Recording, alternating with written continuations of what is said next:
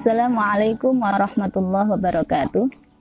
Bismillahirrahmanirrahim. Alhamdulillahirabbil alamin wassalatu wassalamu ala asyrafil anbiya'i wal mursalin sayyidina wa maulana Muhammadin wa ala alihi wa ashabihi ajma'in, amma ba'du. Santriwan dan santriwati Mansajul Ulum dan seluruh pemirsa dimanapun berada yang dirahmati oleh Allah, semoga hari ini Anda dan kita semuanya dalam kondisi yang sehat dan tetap bisa menjalankan ibadah puasa dengan baik. Pada kesempatan hari ini saya masih ingin membincang tentang ibadah puasa karena kita masih di bulan puasa. Saya kali ini ingin berbicara secara khusus tentang ibadah puasa bagi pekerja. Karena ini adalah permasalahan yang sering kali ditanyakan dan seringkali menjadi perdebatan dan perbincangan di masyarakat. Bagaimana sebenarnya ketika seorang pekerja itu mengalami kondisi atau harus menjalankan pekerjaan yang berat dan tidak memungkinkan dia melakukan ibadah puasa, apakah diperbolehkan untuk meninggalkan puasa atau tidak? Nah, kita akan mulai dari membincang soal puasa ini, bahwa ibadah puasa itu hukum asalnya ini adalah wajib bagi seorang muslim yang sudah aqil, baligh, dan dalam kondisi yang sehat. Nah, seorang pekerja asumsinya adalah berada pada kondisi yang sehat. Dia adalah seorang muslim, berakal, sudah baligh, dan dalam kondisi yang sehat. Kalau tidak kondisi sehat, tentu saja dia tidak bisa bekerja. Nah, oleh karena itu hukum asalnya adalah seorang yang bekerja ini itu diwajibkan untuk menjalankan ibadah puasa. Tetapi bagaimana jika ternyata dalam menjalankan tugas pekerjaannya itu tidak mudah untuknya melakukan ibadah puasa? Nah, maka di dalam fikih, karena di dalam nas Quran dan hadis ini tidak ada, maka hukum fikih di para ulama ini melakukan ijtihad. Orang yang bekerja ketika kondisi tertentu dia kesulitan untuk menjalankan ibadah puasa, itu diperbolehkan meninggalkan puasa jika dia sudah memenuhi persyaratan-persyaratan berikut ini.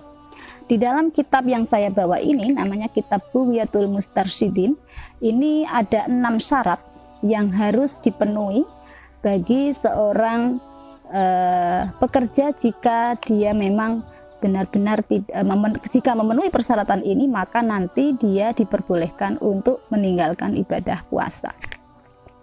Nah, syarat yang pertama adalah 1, dia pekerjaannya ini tidak bisa ditunda. Tidak bisa ditunda dilaksanakan di luar bulan puasa. Artinya ditunda nanti sampai di bulan Syawal baru dikerjakan, itu tidak bisa. Tapi memang harus dilakukan pada saat ini. Kemudian yang kedua adalah pekerjaannya ini pun tidak bisa dilakukan di malam hari. Jadi memang harus dilakukan di siang hari, tidak bisa ditunda di malam hari dan juga tidak bisa ditunda di selain bulan puasa. Sementara dia jika tidak melaksanakan pekerjaannya ini, itu bisa membahayakan dirinya. Misalnya, dia kalau tidak bekerja, itu tidak bisa menafkahi istri dan anak-anaknya, juga tidak bisa memenuhi kebutuhan dasar dia sendiri. Nah, itu syarat yang kedua. Kemudian yang ketiga adalah dia merasa berat ketika menjalankan ibadah puasa. Merasa masyaqqah ketika menjalankan puasa. Nah, standar masyaqqahnya ini yang bagaimana? Nah, ini kembali lagi seperti kemarin kasusnya orang sakit yang bisa diharapkan kesembuhannya, maka masyaqqahnya ini adalah disamakan dengan standar orang yang diperbolehkan melakukan ibadah tayamum, yaitu sakit yang kira-kira membahayakan dirinya, ya, atau kondisinya ketika dia merasa masyaqqah itu membahayakan dirinya, atau menimbulkan penyakitnya bisa kambuh lagi, ya kan? Atau kalau dia kondisinya itu punya penyakit yang sudah sering kambuh, itu bisa kambuh lagi kalau dibuat berpuasa dengan kondisi sambil bekerja. Nah, salah satunya seperti itu. Kemudian berikutnya adalah meskipun nanti kalau dia sudah memenuhi persyaratan yang 6 ini nanti, itu dia diperbolehkan untuk tidak berpuasa, tetapi dia masih tetap harus melakukan niat untuk mau melakukan ibadah puasa besok ketika sedang bekerja. Jadi malam harinya masih tetap niat untuk berpuasa, meskipun besok ketika bekerja tidak kuat. Nah, dia niat untuk berpuasa, tapi besok ketika dia menjalani ibadah puasa dan kondisinya tidak memungkinkan karena mengalami kepayahan-kepayahan itu, nah boleh baru meninggalkan puasanya. Kemudian berikutnya adalah ketika dia mau meninggalkan puasa ini, itu tidak diperbolehkan meniatkan mendapatkan keringanan. Karena seorang pekerja ini tidak termasuk orang yang mendapatkan rukhsah.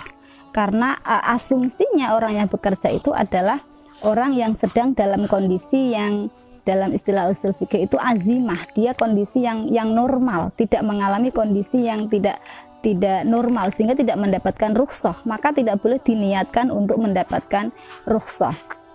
Dan yang terakhir, yang keenam, syaratnya adalah dia tidak menunjukkan atau tidak meniatkan bahwa bekerjanya ini itu dalam rangka untuk mendapatkan keringanan supaya tidak berpuasa. Jadi bukan seharusnya dia tidak harus bekerja, tapi saya bekerjalah biar saya besok tidak berpuasa, biar bisa menjalankan biar tidak berkewajiban berpuasa. Nah, ini tidak diperbolehkan. Jadi dia memang bukan niat melakukan pekerjaan itu karena untuk mendapatkan keringanan biar tidak beribadah puasa, tapi memang karena pekerjaannya itu harus dilakukan pada hari itu, pada saat itu, dan tidak bisa ditinggalkan. Kalau ditinggalkan maka akan menimbulkan kerusakan pada dirinya, artinya tidak bisa memenuhi memenuhi kebutuhannya, atau tidak bisa memenuhi kebutuhan nafkah anak dan istrinya. Itu adalah syarat yang harus dipenuhi ketika kondisi pekerja diperbolehkan meninggalkan puasa. Kalau persyaratan ini tidak dipenuhi, maka hukum asal tetap berlaku, yaitu wajib berpuasa. Nah, tetapi yang harus diperhatikan para pemirsa yang dirahmati oleh Allah, bahwa persyaratan-persyaratan yang rigid seperti ini adalah persyaratan sebagai upaya untuk menjamin bahwa hukum itu tidak digunakan untuk mempermudah atau digunakan untuk menyepelekan ya ibadah puasa ini, gitu. Artinya begini, persyaratan-persyaratan seperti ini adalah persyaratan yang tentu saja kadang-kadang kalau dalam kondisi sekarang itu bisa jadi ada yang tidak kontekstual. Oleh karena itu kita harus melakukan upaya pemahaman yang lebih dari sekedar persyaratan ini. Yang harus kita tangkap dari hikmah persyaratan atau maksud dari persyaratan ini adalah bahwa seseorang itu harus memahami kebutuhan ibadah. Ketika kita itu sebagai seorang muslim itu harus merasa punya tanggung jawab sebagai seorang pribadi muslim ini untuk menjalankan ibadah kepada Allah sebaik-baiknya. Tetapi kalau kita sedang mengalami kondisi yang tidak memungkinkan, maka kita harus mengukur diri kita dengan indikator-indikator yang seperti disebutkan di dalam persyaratan itu. Meskipun ini nanti kadang-kadang konteks sekarang bisa berbeda kondisinya.